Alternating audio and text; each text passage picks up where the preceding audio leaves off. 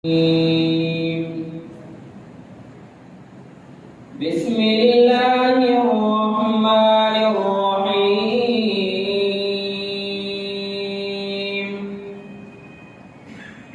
ياسين